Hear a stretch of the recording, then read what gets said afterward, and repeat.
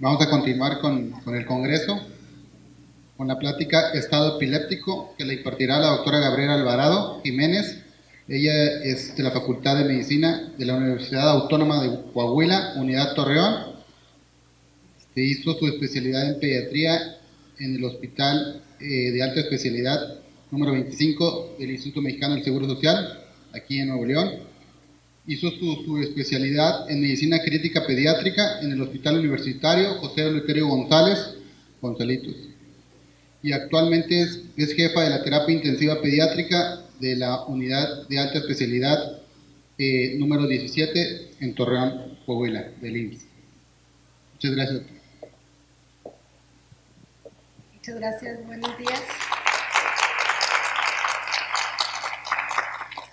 Me dieron dos controles, a ver si no se me olvida cuál es cuál. Muchas gracias por la invitación al comité, muchas gracias por la invitación para venir a platicar un poco acerca de estado epiléptico. Siempre es bueno estar aquí en Monterrey y saludar a buenos amigos y externar lo que nosotros estamos haciendo, un poco más de las pláticas monótonas que uno solo habla. Es bueno como que hacer un consenso, porque finalmente el hecho de que trabajemos en hospitales del sector público, muchas veces, como decía el doctor Félix, no tenemos todas las herramientas necesarias o las que quisiéramos para poder abordar a un paciente de la mejor manera, pero finalmente la voluntad, el empeño y las ganas de trabajar, y sobre todo las ganas de sacar a un paciente adelante, pues nos dan la oportunidad de poder hacerlo. Y vamos a ver en esta ocasión lo relacionado al estado epiléptico.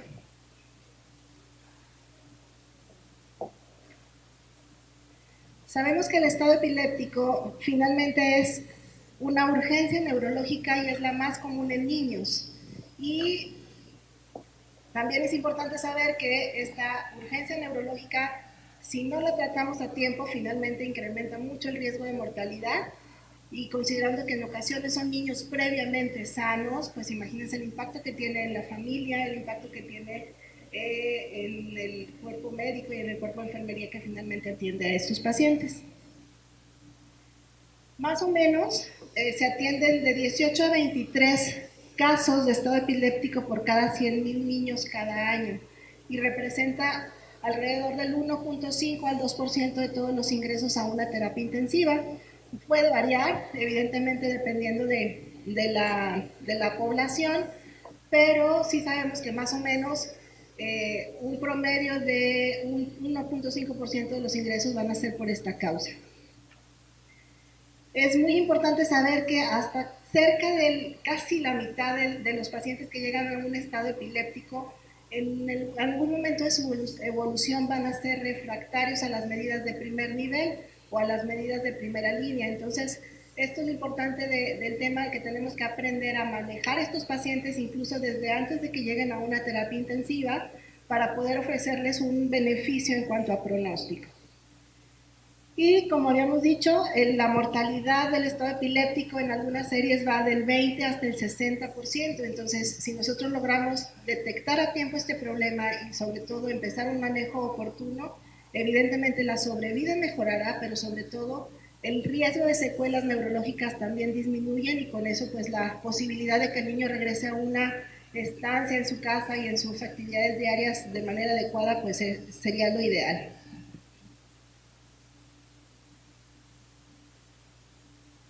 La definición de estado epiléptico ha cambiado en los últimos 20 años y esto tiene mucho que ver también en relación a la evolución que han tenido todos los métodos diagnósticos y las posibilidades que tenemos ya en los hospitales de poder atender de manera rápida a estos pacientes. Inicialmente, pues, se definía como un estado convulsivo o un estado epiléptico aquellas convulsiones que persisten por un tiempo suficientemente prolongado o se repiten de tal manera que el paciente no logra recuperar un estado de alerta entre una convulsión y otra. Pero si se fijan aquí, no teníamos en ningún momento una definición de tiempo específico, entonces era muy subjetivo, lo que para mí a lo mejor era muy poco tiempo de que el paciente estuviera convulsionando, para otro médico probablemente ya era indicación de seguir un tratamiento más avanzado. Finalmente, en 1993 ya se establece un tiempo determinado para poder detectar o poder establecer un estado epiléptico, pero si se fijan es una convulsión con una duración mayor de 30 minutos o una serie de convulsiones sin regresar a un nivel de conciencia entre un episodio y otro, y que eso también se considera como estado convulsivo. Sin embargo, pues para este momento, al momento en que el paciente dura 30 minutos convulsionando y nosotros nos esperamos cronológicamente a esperar a que el reloj cumpla los 30 minutos, pues finalmente el daño neurológico ya está establecido. Entonces, finalmente se han venido haciendo una serie de modificaciones a estas definiciones, tratando de poder detectar y manejar de manera oportuna a estos pacientes. De tal forma que recientemente se ha detectado ya déjame ir de este lado, no me voy a caer como Juan Gabriel, ¿verdad? Se han tratado de hacer aproximaciones un poquito más puntuales acerca del tiempo necesario para poder determinar en qué momentos lo catalogamos a un paciente con estado epiléptico.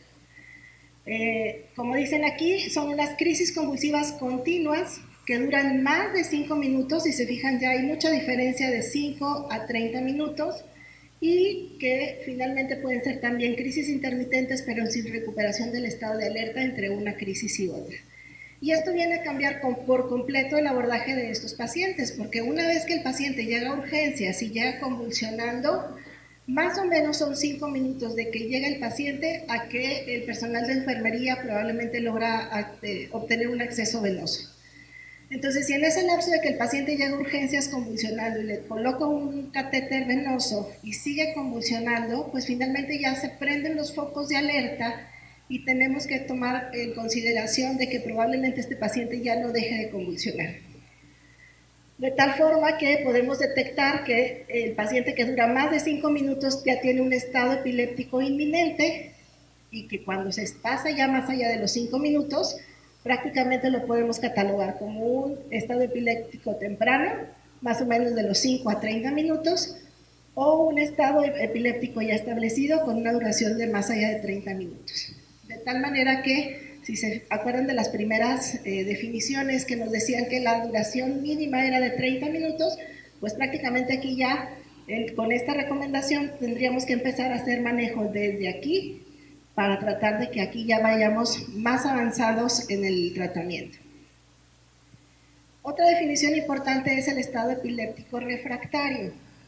¿A qué se refiere con refractario? Pues es aquel estado epiléptico que evidentemente dura más de 30 minutos, incluso más de 60 minutos, que no tiene respuesta a un fármaco de primera línea, que nos vamos a ver más adelante como los conocemos fácilmente como benzodiazepinas, y que incluso no tienen respuesta ya a un fármaco de segunda línea. Entonces ya empezamos el manejo desde los 5 minutos, ya pasó media hora y sigue convulsionando, le paso un medicamento de segunda línea, pasa una hora y sigue convulsionando, este paciente ya se cataloga como estado epiléptico refractario. Y finalmente, el estado epiléptico superrefractario es aquel que tiene una duración de recurrencia después de un día o 24 horas o más del inicio de fármacos ya mucho más complejos para el manejo como son los anestésicos. Vamos a ver que podemos dividir el abordaje de estos pacientes en base a las fases que tengamos en cuanto al tiempo. Por eso es importante que cuando un paciente llega a urgencias convulsionando, tengamos a la mano siempre nuestro reloj y nuestra manera de poder registrar en qué momento estamos administrando los medicamentos y cuál es la respuesta que el paciente tiene. Este esquema es un poquito más sencillo para poder visualizarlo. Normalmente nosotros, en la primera etapa, un estado epiléptico inminente o premonitorio es aquel paciente que empieza a convulsionar y pasa los 5 minutos. Un estado epiléptico establecido va de los 10 a los 30 minutos. Un refractario prácticamente a los 60 minutos se cataloga como tal, pero desde los 40 minutos ya tenemos que estar empezando a darle manejo como si fuera un estado epiléptico refractario, y un superrefractario pues es el que dura más de 24 horas.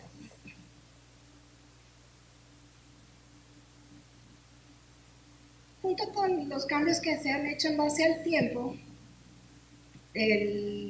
la revisión que hicieron La Liga Internacional en contra de la Epilepsia en el 2015 nos pone aquí un punto muy importante para tomar en cuenta, que son los tiempos o las fases. La fase 1 o T1 es el tiempo en el que se debe iniciar el tratamiento de un paciente que llega convulsionando, y la fase 2 o el tiempo 2 es en el momento en que voy a cambiar a una manera más agresiva del manejo de estos pacientes para tratar de que con esta manera pueda yo salvar neuronas y que no haya daño neurológico importante. Para clasificar los pacientes con estado epiléptico, finalmente se intentan mantener la clasificación de las crisis convulsivas, pero sabemos también que hay otras maneras de poder intervenir en esta clasificación para poder establecer grupos con mayor o menor riesgo en el desarrollo de convulsiones o estados epilépticos refractarios. También la misma liga o en el mismo esfuerzo de tratar de unificar criterios, pues sabemos que las crisis se catalogan como generalizadas o focales. Las generalizadas son aquellas en las que los dos hemisferios cerebrales tienen descargas eléctricas y ninguno puede controlar una actividad normal, y obviamente estos involucran pérdida del estado de conciencia. Y las crisis focales son aquellas que se originan en un solo hemisferio cerebral, pero que secundariamente pueden pasar a generalizar esa actividad eléctrica convulsiva y pueden o no tener también alteración en el estado de alerta. Es importante también conocerlo porque muchas veces el paciente deja de tener movimientos musculares, pero tenemos que pensar que probablemente todavía la actividad eléctrica esté muy aberrante. Por eso la importancia, como habíamos visto en las pláticas pasadas, de tener un monitoreo muy puntual y muy específico, si podemos con el electroencefalograma continuo, y si no, pues hacerlos de manera periódica para poder establecer cómo nos va en el tratamiento. Y aquellas focales que pueden ser simples o complejas.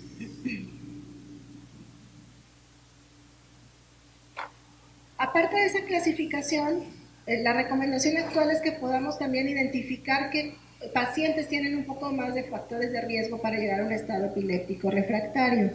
También lo que podemos catalogar en base a la semiología, a la etiología, la correlación que tiene la convulsión con el trazo electroencefalográfico y la edad de los pacientes. Sabemos que en cuanto a semiología, pues lo catalogamos como un estado epiléptico convulsivo, aquellos que tienen tanto actividad eléctrica como actividad muscular continua, y estado epiléptico no convulsivo, aquellos que solamente tienen alteración en el trazo electrocardiográfico, pero ya sea porque es un estado epiléptico muy prolongado, el paciente ya no tiene tanta capacidad muscular de respuesta y evidentemente no vamos a ver los movimientos tónico-clónicos que normalmente veíamos al inicio del cuadro. Aquí podemos ver una clasificación especial donde vemos todos los tipos de estados convulsivos, que finalmente eso también necesitamos mucho del apoyo del neurólogo porque es un trabajo en conjunto. El abordaje de un paciente con estado epiléptico de manera inicial es del pediatra en urgencias, por eso es importante que todos conozcamos cómo debemos iniciar este manejo y de manera conjunta empezar a ayudarlo mediante el apoyo con el intensivista y con el neurólogo para que podamos abordar de una manera más adecuada y que tenga un mejor pronóstico. En base a la etiología, pues sabemos que hay pacientes que ya tienen un estado o una enfermedad de base o ya son epilépticos conocidos y que de alguna manera tienen algún daño estructural o algún daño previo en el cerebro que predispone a que el paciente desencadene una actividad eléctrica que no se pueda cesar de manera sencilla. Pero también tiene relación al tiempo. Si es muy agudo, que si es una causa que no había tenido nada que ver con la evolución del paciente y que de repente empieza a convulsionar, si es remoto o si es progresivo. Algo muy importante en este punto es que recientemente se han descrito ya más encefalitis autoinmunes que actualmente afectan a niños previamente sanos. Entonces son encefalitis muy catastróficas que desafortunadamente si no se llega a un diagnóstico muy temprano y un tratamiento más agresivo, dejan secuelas muy importantes.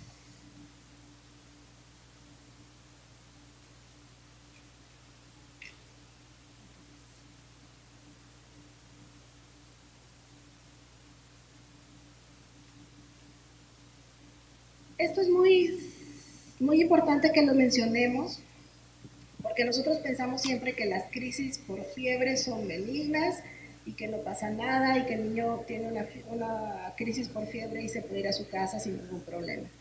Sin embargo, ya hay estudios que nos dicen que la causa más común en niños sanos o incluso niños que ya tienen un daño cerebral previo es la fiebre. Entonces aquí es muy importante tomar en cuenta de que si un paciente tiene ciertos factores como un daño hipóxico previo, una epilepsia ya establecida o alguna malformación del sistema nervioso central y aparte tiene un cuadro infeccioso y le da fiebre, hay que tenerlo en la mira porque muy probablemente más posibilidades de convulsionar y de que esa convulsión se prolongue.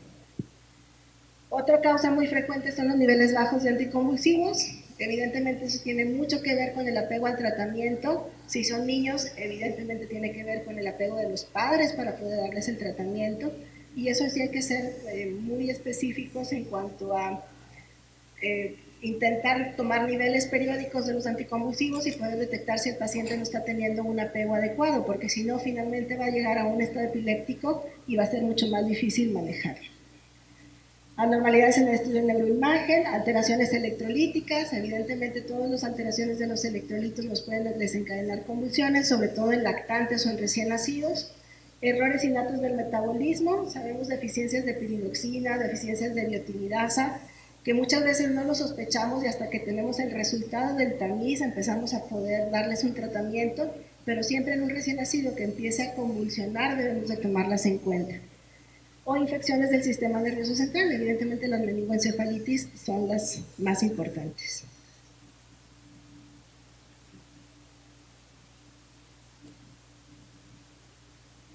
En base a la correlación de electroencefalograma, pues aquí lo que tenemos que ver es si existe un patrón único de descargas o si son patrones mixtos.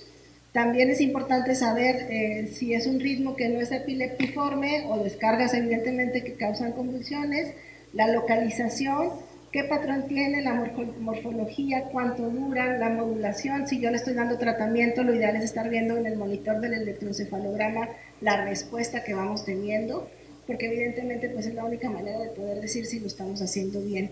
Clínicamente nos puede ayudar el cese de las actividades musculares de los pacientes con convulsiones tónico-clónicas, pero lo ideal siempre es tener un monitoreo cuando menos basal y un control después de iniciar el tratamiento.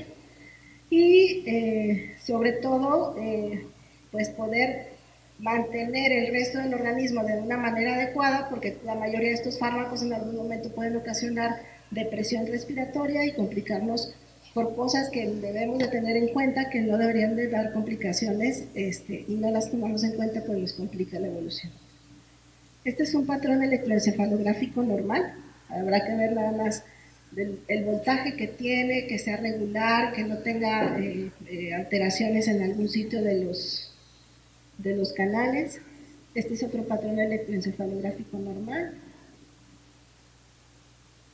Este también es una paciente que está dormida, pero este, si se fijan, está por completo aberrante. Este es un estado epiléptico convulsivo, es un tónico colérico generalizado, y si se fijan, no hay ni por dónde ver un patrón normal. Entonces, lo que tenemos que ver es, cuando detectamos a un paciente así, empezar a dar el tratamiento y con un monitoreo posterior determinar si lo hemos logrado remitir o si tenemos que hacer medidas más avanzadas. Patrones focales. Y lo que queremos es que llegue al brote de supresión para tratar de que el paciente deje de convulsionar. Prácticamente esto sería el resumen. Un estado epiléptico puede ser convulsivo o no convulsivo. De los dos hay generalizados, pero pueden ser parciales simples o parciales. Y de estos el más común, pues el que vemos y es más aparatoso y el que los papás se asustan más siempre va a ser el tónico clónico generalizado. Sin embargo, hay que tener en cuenta, por ejemplo, en los no convulsivos o en los parciales, las crisis de ausencia, porque muchas veces el hecho de que el paciente tenga crisis de ausencia, los papás no lo detectan como si fuera una convulsión. Entonces dejan pasar el tiempo y no van a la consulta hasta que finalmente se hace un poco más grave y entonces ya empiezan el abordaje diagnóstico. Y en base a la edad, pues sabemos que también hay enfermedades neonatales, como habíamos dicho ahorita, como los errores innatos del metabolismo que predisponen a un cierto número o un cierto tipo de convulsiones que evolucionan a un estado convulsivo. Los lactantes, los niños, los adolescentes, los adultos y los ancianos tienen un patrón específico también cuando desencadenan un estado epiléptico. Esta no la vamos a leer, pero nada más para que se den cuenta, si quisiéramos hacer un abordaje completo de todas las causas que pueden desencadenar un estado convulsivo, pues sería interminable, ¿verdad? Y desafortunadamente, para empezar, no tenemos los recursos suficientes para poder hacer el abordaje completo, pero para ahí es muy importante la clínica y poder ir descartando qué posibilidades podemos tener y cuáles son las más remotas. Lo ideal es en un paciente que haga un estado epiléptico, pues tener un monitoreo continuo en el monitor para ir viendo cómo está nuestro tratamiento. Así como decía el doctor Félix hace rato, la mayoría de nuestros hospitales no tenemos este tipo de monitoreo y tenemos que arreglárnoslas de una manera para poder saber si el tratamiento que estamos haciendo es el adecuado o tener que reconsiderar algún otro tipo de manejo. La fisiopatología, como sabemos, tiene mucho que ver con los receptores inhibitorios y con los receptores excitatorios.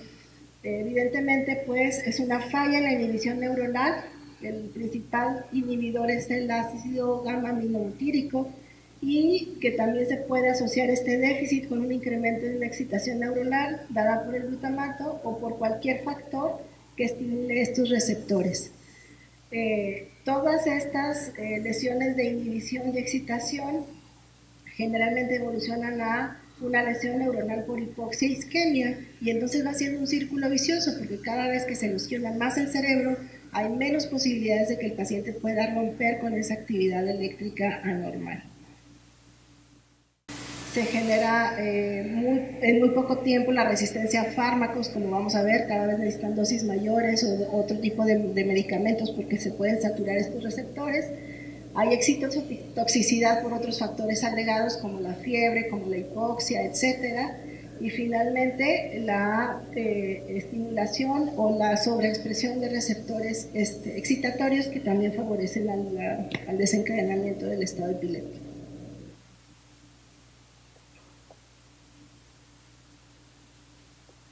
¿Cómo vamos a recibir a un niño que tiene unas crisis convulsivas y que puede evolucionar a un estado epiléptico? Pues clínicamente lo vamos a ver taquicárdico, generalmente en las fases iniciales va a estar hipertenso, va a haber aumento en la temperatura, ya sea porque inicialmente fue el desencadenante de las convulsiones o porque por tanta actividad muscular también desarrollan fiebre, puede haber leucocitosis, puede haber rhabdomiólisis y evidentemente a futuro, si no se detiene esto, daño renal, que incluso necesitaría terapias de sustitución. Este es un esquema muy clásico de lo que sucede en el estado convulsivo en base al tiempo. Aquí lo catalogan en un estado epiléptico temprano, un estado epiléptico tardío y qué complicaciones tenemos en el paciente. En la primera fase prácticamente todo está elevado. Hay una presión sanguínea elevada, el oxígeno arterial también está elevado, la producción de CO2 también se incrementa.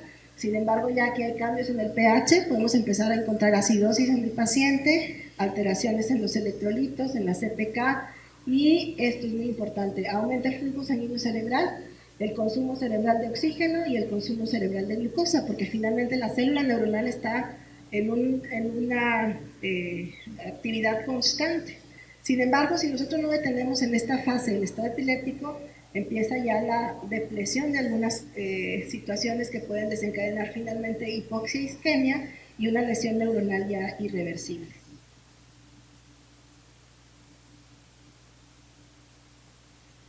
Prácticamente el esquema anterior es esto. Lo que no queremos que suceda es el daño neuronal, el daño cerebral. En la primera fase, si se fijan, no hay cambios, prácticamente se mantiene estable, a pesar de que todo lo demás se puede alterar, no hay un daño tan marcado, un daño ya establecido. Sin embargo, más allá de los 30 minutos, entre los 30 y los 40 minutos, ya empieza a haber daño neuronal que prácticamente es irreversible. Por eso es importante que nosotros, en un paciente que ya lleva 5, 10 o 15 minutos convulsionando, estemos ya pensando en darle una terapia de segunda o de tercera línea antes de que el paciente ya llegue a esta etapa en donde ya la lesión es irreversible, las secuelas neurológicas también y la calidad de vida que nosotros vamos a ofrecerle a ese paciente también va a estar muy limitada. El diagnóstico pues lo hacemos por clínico.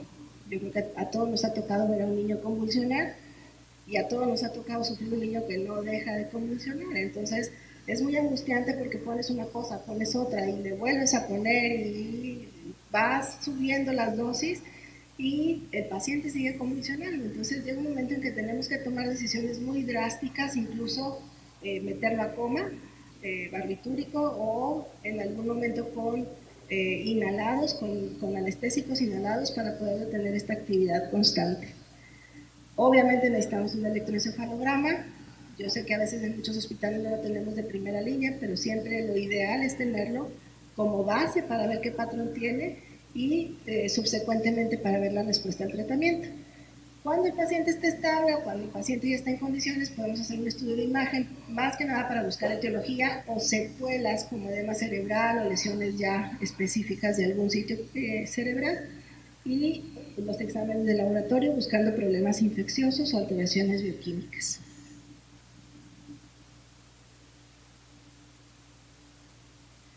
Como una de las principales causas de las crisis convulsivas son las infecciones, siempre que podamos y que las condiciones del paciente sean las adecuadas, lo ideal es hacer una punción lumbar y mandar a examinar ese líquido.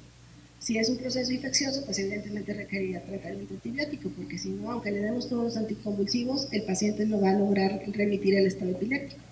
Hacer todo el perfil bioquímico de electrolitos, de pruebas de función hepática, etcétera, y aparte, pues estudios de imagen. En ocasiones, si vemos que un paciente no tiene nada positivo, que los cultivos de líquido cefalorraquídeo están negativos, que no tiene leucocitosis, que de alguna manera hemos dado 1, 2, 3 fases de tratamiento del estado epiléptico y el paciente sigue convulsionando, tenemos que pensar en la posibilidad de una encefalitis inmunológica. Y en estos pacientes evidentemente necesitamos solicitar estudios inmunológicos, complementos, anticuerpos específicos. Hay muchas vasculitis de enfermedades autoinmunes que también desencadenan estados epilépticos, sobre todo en adolescentes. Entonces también considerarlo en el momento de hacer el diagnóstico. Todos estos estudios también se pueden hacer. Vamos a pasar un poquito más adelante. Y vamos a empezar a ver lo del tratamiento, que finalmente es la pauta o la punta que nosotros tenemos que empezar desde el momento en que el paciente llega a urgencias. En muchos hospitales quien recibe al paciente en urgencias es o el interno o el residente o incluso a veces las enfermeras. Entonces es muy importante que de alguna manera todos sepamos cuál es el abordaje inicial de estos niños para poder desde un inicio darle un tratamiento adecuado. Obviamente tenemos que asegurar una adecuada oxigenación cerebral y la función cardiovascular, entonces todo paciente que llegue convulsionando, independientemente de si está alerta o no, lo ideal es ponerle oxígeno para tratar de mejorar la oxigenación y cuando menos intentar terminar esta actividad convulsiva lo más rápido posible. Obviamente para eso pues tendríamos que administrar medicamentos. Yo sé que muchos de los que están aquí intentarán o habrán intentado, no sé, canalizar a un niño convulsionando, no sé si lo han intentado y si lo han logrado, y si lo han logrado, pues muchas felicidades, porque no es nada sencillo, pero finalmente la posibilidad es que tenemos otras vías de administrar estos medicamentos para que de alguna manera el paciente logre detener esta actividad. Hay que identificar factores desencadenantes como alteraciones de glucosa, alteraciones de electrolitos, si es un paciente que ya tomaba anticonvulsivantes, si los estaba tomando o no, etcétera, y prevenir complicaciones, que finalmente es el punto final de todo el manejo de estos pacientes.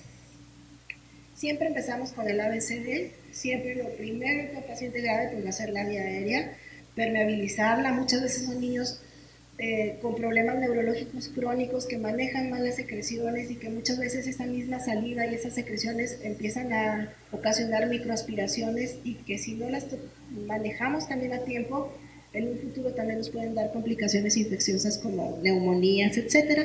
Entonces, desde el momento de mejorar la vía aérea, colocarlo en una posición adecuada, aspirarlo, administrar oxígeno, etcétera, pues eso ya estamos empezando el manejo adecuado de estos pacientes, mientras logramos hacer lo demás. Asegurar la ventilación adecuada y el apoyo ventilatorio. Esto es muy importante porque muchas veces tenemos todo lo necesario para poder dar el manejo ya con fármacos que los de primera línea, como sabemos.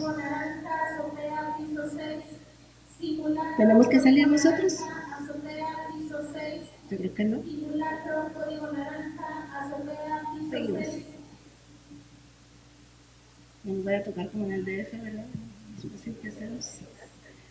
Entonces, pues finalmente este punto es importante, ¿por qué? Porque si nosotros estamos pasando benzodiazepinas a un paciente que llega convulsionando y no mejora y le pasamos una segunda dosis y no mejora y necesita una tercera dosis y no mejora, ya tengo que pensar en que si yo paso más dosis, la vía aérea va a estar comprometida, el esfuerzo ventilatorio va a estar disminuido y en algún momento yo voy a necesitar intubar a ese paciente. Desafortunadamente nos han tocado muchos casos que por detectar la convulsión y quitarle la convulsión, le pasamos dosis extras y el paciente tiene depresión respiratoria y entonces ya lo grave no es la convulsión ni el estado epiléptico, lo grave ya es la hipoxia que le desencadenamos porque el paciente dejó de respirar y no lo apoyamos de una manera adecuada. Entonces esto es muy importante. Evitar la hipotensión, porque también sabemos que la mayoría de los fármacos, sobre todo de segunda o tercera línea, causan hipotensión y en algún momento para mejorar la perfusión cerebral y mejorar el aporte de oxígeno a nivel cerebral van a necesitar un vasopresor y lo más adecuado es remitirlo las convulsiones lo más rápido posible. Estos son los fármacos de primera línea, como sabemos, son las benzodiazepinas. También es importante hacer énfasis en que no todos los hospitales tenemos todos los medicamentos. ¿Quién de aquí tiene lorazepam en su hospital? ¿Quién de aquí tiene midazolam en su hospital? Pues todos, ¿verdad? ¿Quién tiene diazepam? Pues todos. Entonces, no porque la guía me diga que voy a usar lorazepam, yo diga, no le voy a poner lorazepam, no lo puedo manejar porque no tengo lorazepam. No, o sea, el niño se va a quedar convulsionando ahí toda la vida y pues no van a conseguir nada. Entonces hay que adecuar siempre los protocolos o las recomendaciones que nos dan, porque muchas de estas recomendaciones vienen de otros países y donde tienen todo el primer mundo, pero finalmente nosotros podemos hacer nuestros propios protocolos y nuestra propia adecuación. Entonces, si yo no tengo lorazepam, pues voy a empezar con la siguiente benzodiazepina que tengo. ¿Cuál es? Pues la que tenga midazolam o diazepam. Casi siempre en urgencias, bueno, no sé, en sus hospitales, el más rápido de conseguir es el diazepam, porque el midazolam o lo tienen guardado, o lo tienen bajo llave, o déjame voy y le digo a la jefa que me lo preste, y entonces pues ya pasaron 5 o 10 minutos. Entonces, siempre en el carro rojo es importante que, sobre todo las enfermeras que checan el carro rojo, vean que estén los medicamentos que en algún momento vamos a necesitar si llega un paciente de este tipo. Pero los de segunda línea, como vamos a ver aquí, algunos sí los tenemos, otros no los tenemos, pero también lo importante es saber que existen y cuáles podemos utilizar. De segunda línea, pues tenemos el fenobarbital. ¿Tenemos fenobarbital nosotros? Intravenoso, ¿no? Puro vía oral. Entonces, para poder impregnar a un paciente, para poder detener una actividad convulsiva, pues para poderle dar una impregnación vía oral, no sé cuánto tiempo más vaya a tardar en absorberse. Entonces, no es una opción de primera línea. Tenemos fenitoína sí. Entonces, por eso generalmente... 6, 7, 8, 9, 10, 11, 12. Fenitoína sí tenemos, por eso normalmente después de las benzodiazepinas, lo siguiente que damos es una fenitoína a dosis más o menos, la dosis recomendada es de 20 miligramos por kilo. Es importante aquí que podamos detectar específicamente cuál es la dosis adecuada, porque muchas veces nos da miedo completar dosis adecuadas porque qué tal si se me deprime, ¿verdad? O qué tal si le causa algún otro efecto secundario. La verdad es que estas dosis están bien estudiadas, está bien determinada ya su farmacodinamia, de tal manera que si yo le doy una dosis menor, va a ser menos posible que el paciente deje de convulsionar y entonces lo voy a estar prolongando. Entonces, nada más lo único es adecuarnos a las dosis para poder hacer un abordaje adecuado. Valproato de magnesio, no sé si ustedes tengan en el hospital intravenoso, nosotros en el IMSS no tenemos, ¿tú sí tienes, doctor? Los particulares generalmente ahí les pides lo que les pidas, te lo consiguen, pero en las instituciones del sector público muchas veces es difícil conseguirlo. Sin embargo, nos pasa a nosotros en el hospital, y ojalá que así pase en muchos sitios de manera pública, a los neurólogos siempre les dejan muestras, entonces siempre los neurólogos nos los dejan a nosotros o en urgencias o en la terapia para poder abordar a este paciente de una mejor manera. El levetiracetam pasa igual, nosotros tenemos levetiracetam pero es en tableta, hay vía oral, nosotros no lo tenemos vía oral, y también hay intravenoso, que también es un fármaco muy seguro y que actualmente ya se toma en cuenta como un fármaco de segunda línea para poder abordar a un paciente con estado epiléptico. Y la lacosamida, que también es reciente y que se ha visto buenos resultados, pero todavía en niños no tenemos un patrón o un estudio controlado que nos diga realmente funciones específicas. Y los de tercera línea, pues evidentemente es cuando ya este paciente no dejó de convulsionar, ya vamos probablemente en los 40 minutos de que el paciente sigue convulsionando y tenemos que hacer algo. Entonces ya nos vamos a los fármacos de tercera línea, que son midazolam a dosis altas en infusión, y dosis altas están registradas hasta dosis de, bueno, normalmente la dosis en bolo para un manejo de estado epiléptico es de 200 a 250 microgramos por kilo, pero las dosis en infusión en pacientes que no responden de manera adecuada pueden ir hasta 1.2 gramos por kilo, entonces son dosis muy altas finalmente para tratar de tener este estado epiléptico. El propofol, ¿alguien de aquí usa propofol para estado convulsivo? ¿Alguien más? ¿Dos? ¿Tres? ¿Yo? El propofol, la verdad es que no está aprobado para su uso en niños. Y todo el mundo nos dice que nos va mal y todo el mundo nos dice que el paciente hace acidosis metabólica y que el paciente se nos va a morir porque hace una depresión miocárdica tremenda. Obviamente si nosotros tenemos otros fármacos y no mejora y la única manera de tener la convulsión es con propofol, pues obviamente lo tenemos que usar con vigilancia estrecha. En todo lo que yo tengo haciendo terapia intensiva, prácticamente nada más un paciente así de libre nos hizo el síndrome de la infusión por propofol.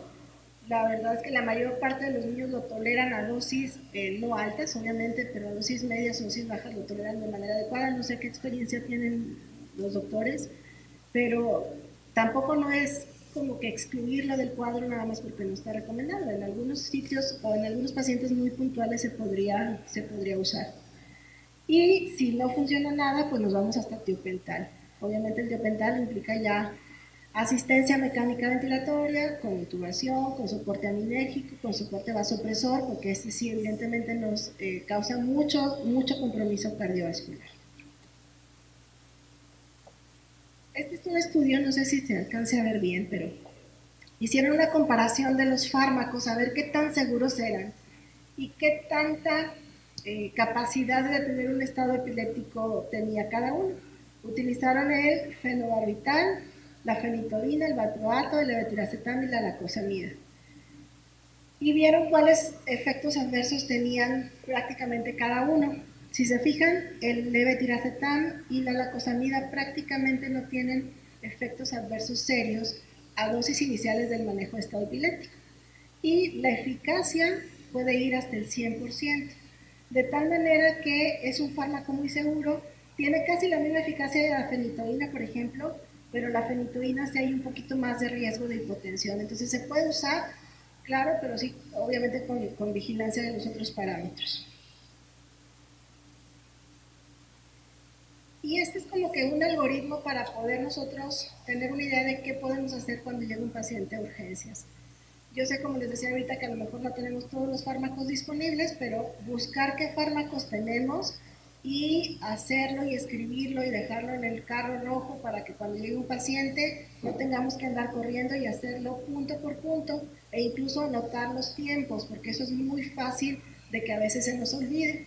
Llega el paciente, lo canalizan, le pasan un midazolam o un diazepam y de repente ya nos vamos porque vamos a ver unos laboratorios o ya nos vamos porque llega otro paciente y ese paciente se queda ahí olvidado, entonces no sabemos si siguió o no convulsionando, cuánto tiempo lleva, etcétera. Por eso es importante hacer una carta de registro y poder detectar y anotar todos estos eventos. Obviamente lo primero es la vía aérea, ya la hemos visto, monitor de signos vitales de oximetría, administrar oxígeno, establecer una vía aérea permeable y en caso necesario que el paciente tenga depresión, poder asistirlo de manera adecuada. Probablemente desde manera temprana en urgencia necesitamos un acceso venoso central, porque muy probablemente si el paciente evoluciona mal va a necesitar vasopresores, obtener muestras para el estudio bioquímico y de hematología, etcétera, y en caso de que el paciente ya recibiera anticonvulsivos, pues tomar niveles también. De aquí que llega, en los primeros 5 minutos, es la estabilización. Y si todavía aquí, al minuto 6 o 5 minutos con 10 segundos, sigue convulsionando, entonces ya nos vamos a los fármacos de primera línea. Vamos a dar lorazepam, que lo tenemos, pero es importante que podamos conocer la dosis, 0.1 miligramo por kilo. Midazolam, 0.1 miligramo por kilo, lo puedo dar intramuscular si no logro tener un acceso venoso de manera temprana, o diazepam, 0.5 miligramos por kilo. Esto lo voy a dar en mis primeros 5 minutos. Es una u otro u otro. Si mi paciente no mejora al final de los 10 minutos, lo que tengo que hacer es o repetir la dosis de la benzodiazepina que utilicé o ya irme a los fármacos de segunda línea, que son la fosfenitoína, que también a veces no tenemos, pero tenemos fenitoína, y el fenobarbital o el levetiracetam. Estos ya son fármacos de segunda línea, de tal manera que si mi paciente aquí no deja de convulsionar, aquí ya estamos en un estado epiléptico establecido y en base al tiempo puede ser incluso refractario porque ya le pasé medicamentos de primera línea y de segunda línea y no responde. Entonces aquí lo que tengo que hacer es manejarlo ya como un estado epiléptico refractario, que el límite me dan 60 minutos, pero si a los 40 minutos yo veo que ya le pasa estos fármacos y sigue convulsionando, pues ya me tengo que ir al siguiente escalón, que son los fármacos de tercera línea. Aquí evidentemente ya lo ideal es que esté el paciente en una terapia intensiva, porque tendrá que estar intubado, tendrá que estar ya con monitoreo un poco más invasivo y un poco más puntual, optimizar la vía aérea, tratar de alguna manera de regular los niveles de anticonvulsivos que él tomaba y tratar de que se normalice todas las alteraciones bioquímicas. Y por último, si no mejora con estos fármacos de primera y segunda línea, irnos a los de tercera línea, que son los anestésicos. Los anestésicos son, como lo hemos dicho, dosis altas de midazolam, infusión de tiopental, y en ocasiones en algunos hospitales que se pueda utilizar los anestésicos inhalados también es fácil de poder administrarlos. Nosotros en nuestro hospital tenemos cerca de la terapia una salita de endoscopías donde hay una máquina de anestesia que muy remotamente se ha llegado a utilizar para este tipo de pacientes. Sin embargo, pues también es un trabajo conjunto con los anestesiólogos, porque tienen que ir, tienen que preparar la máquina, tienen que administrar el gas, etcétera, etcétera. Entonces también pues, los tenemos que convencer de alguna manera. Si aún así está con los fármacos de tercera línea y yo empiezo a quitar fármacos y empieza a convulsionar de nuevo, o nunca ha dejado de convulsionar, pues ya tenemos un estado convulsivo súper refractario. Aquí, como dice, es un abordaje multidisciplinario. Podemos considerar la inducción de hipotermia cerebral, hipotermia generalizada, una dieta cetogénica para tratar de que se controlen de mejor manera estos eventos convulsivos. Y en caso necesario o ante la sospecha de una encefalitis inmunológica o autoinmune, utilizar medicamentos como inmunoglobulina, esteroide en bolos o incluso plasmaféresis. La estrategia de midazolam a dosis alta, que finalmente es un fármaco muy fácil de conseguir, que prácticamente en todos nuestros hospitales tenemos, y como decíamos, son dosis progresivamente altas, hasta llegar a una infusión de 1.92 miligramos por kilo, de tal manera que con esta dosis la fase, lo que intentamos hacer es que el paciente prácticamente esté en coma.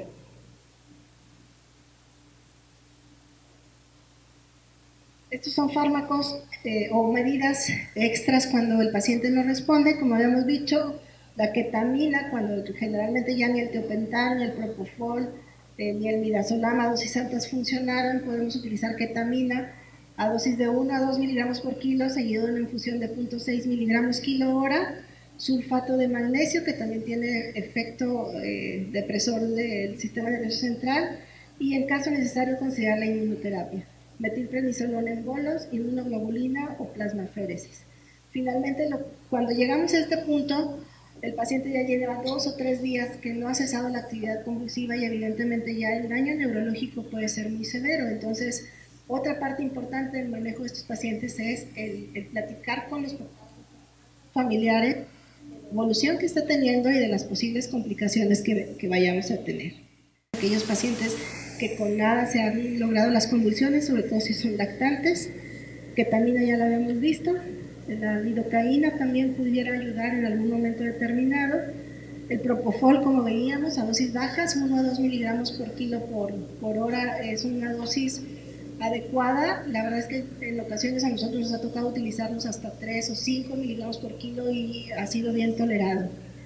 Y finalmente, considerar el manejo quirúrgico, que no es tan sencillo porque también implica un equipo muy bien establecido en neurocirugía, que esté entrenado en cirugía de epilepsia, que se logre marcar específicamente el sitio donde viene la actividad eléctrica anormal y que puedan llegar a una estimulación vagal o a una resección del cuerpo calloso de una manera sin tanto daño. Entonces, es poco fácil poder involucrar a todos en un equipo donde todos estemos en la misma sintonía, pero finalmente es necesario para que a estos pacientes les vaya de una mejor manera. Finalmente, lo que queremos hacer no nada más es que el paciente deje convulsionar. Obviamente ese es nuestro primer objetivo, nuestra meta, pero también queremos de que cuando deje de convulsionar el paciente esté neurológicamente bien. Desafortunadamente, cuando un paciente llega a un estado epiléptico súper refractario, ya el daño neuronal está muy establecido y muchas veces son pacientes o que no sobreviven o que llegan con unas muchas secuelas neurológicas que incluso son dependientes por completo de los familiares. Entonces, prácticamente aquí el punto de estas pláticas es tratar de concientizarnos de que no porque el paciente sea 5 minutos o 6 minutos lo podamos dejar ahí a la buena de Dios, como dicen, sino que tengamos que tomar las medidas necesarias para que a este paciente le vaya de una mejor manera. Y bueno, finalmente, ojalá que en algún momento todos podamos empezar a hacer estudios clínicos de nuestros pacientes. Casi toda esta evidencia es evidencia de países, de otros países, pero creo que todos tenemos una cantidad suficiente de pacientes para poder hacer nuestras propias guías, nuestros propios protocolos y de alguna manera ya que nos vaya de una mejor manera en el manejo de nuestros pacientes. No sé si tengan alguna duda, alguna pregunta. Muchas gracias.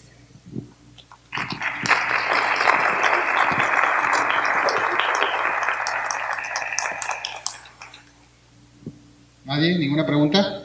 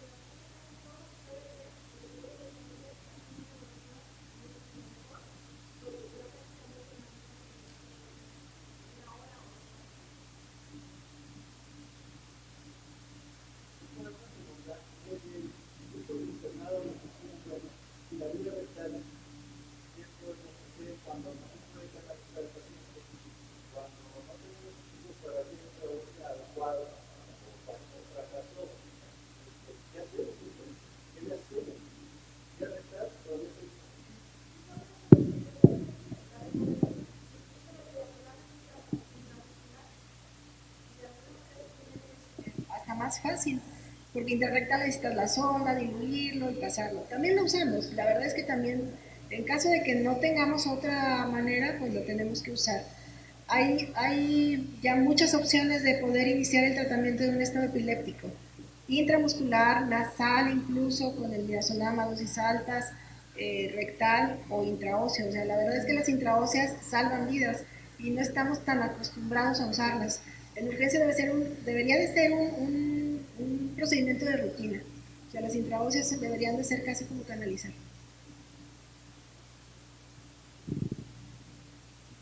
Muchas gracias a la doctora Gabriela. Hacemos entrega de su reconocimiento y de un presente.